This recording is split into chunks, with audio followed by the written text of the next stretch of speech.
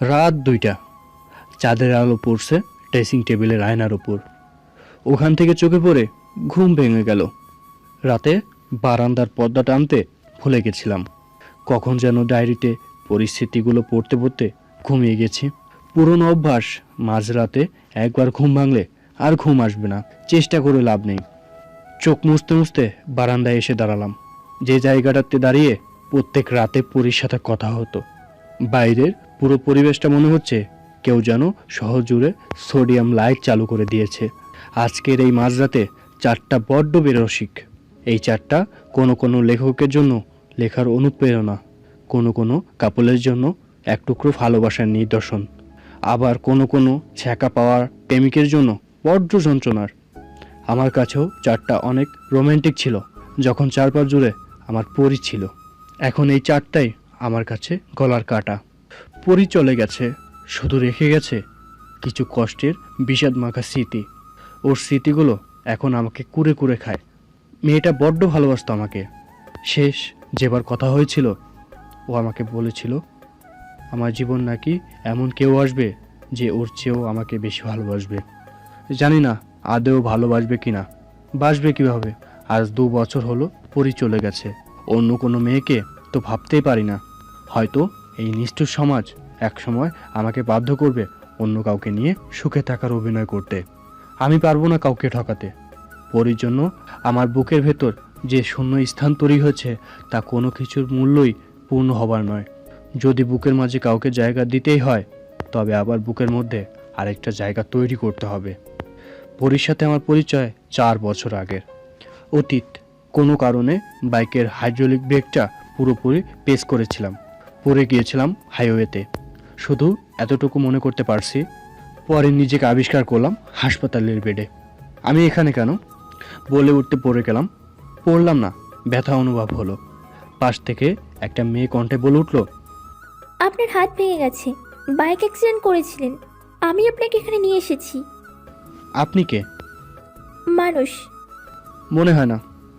কেন? এখন মানুষেরা অন্য মানুষের বিপদ দেখলে নিজেকে গুটিয়ে নেয়। আপনি তো ফেরেশতা। মেয়েটা আমার কথায় শুধু হাসছে। খারাপ লাগছে না।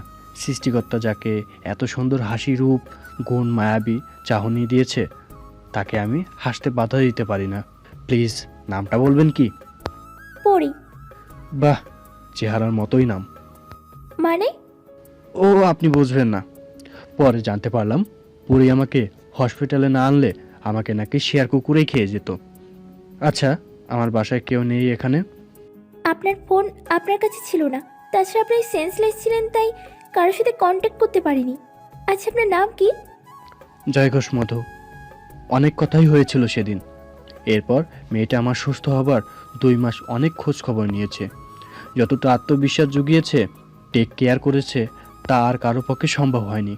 মেয়েটার প্রতি অসম্ভব ভালো লাগা, কৃতজ্ঞতা কাজ করছিল। মনে মনে তার প্রতি ভালোবাসার সৃষ্টি হলেও বলার সাহস পাচ্ছিলাম না। যে মেয়ে আমাকে স্বয়ং বেদাতার মাধ্যমে উসিলা হয়ে আমার জীবন বাঁচালো, অত্যন্ত তাকে আমি প্রেমের প্রস্তাব দিতে পারি না। আবার পরক্ষণেই মনে হতো মানুষই তো মানুষের জন্য। এক কর্কশ কাক ডাকা দুপুরে তাকে আমি ভালোবাসার কথা বলেছিলাম।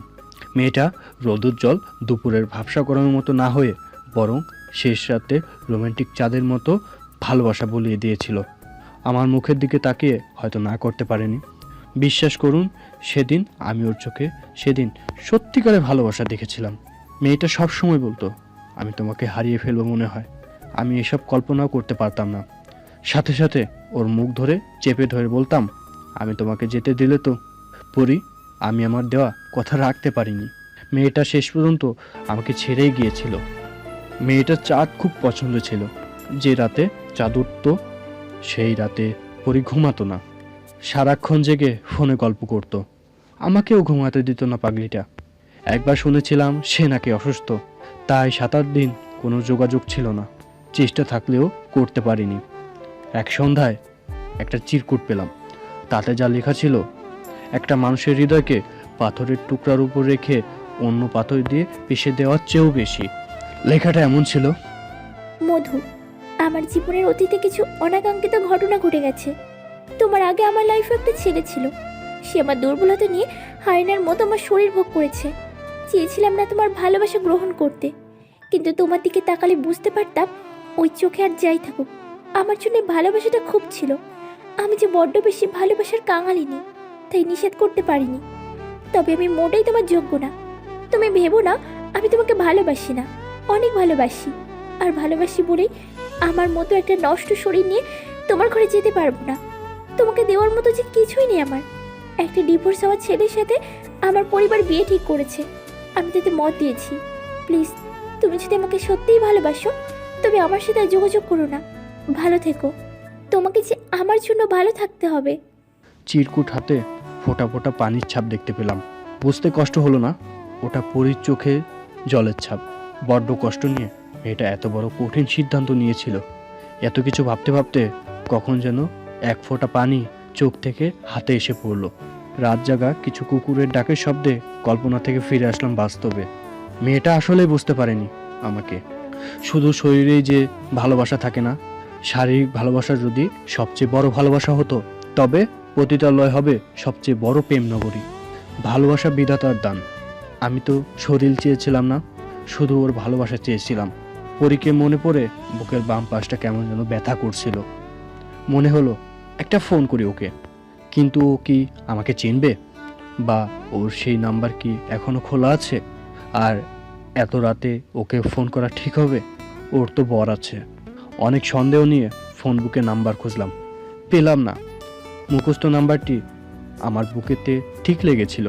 ফোন দেওয়ার সাথে সাথে রিসিভ হলো, যেন ওপাশ থেকে কেউ আমার জন্যই ফোনটা নিয়ে অপেক্ষা করছিল।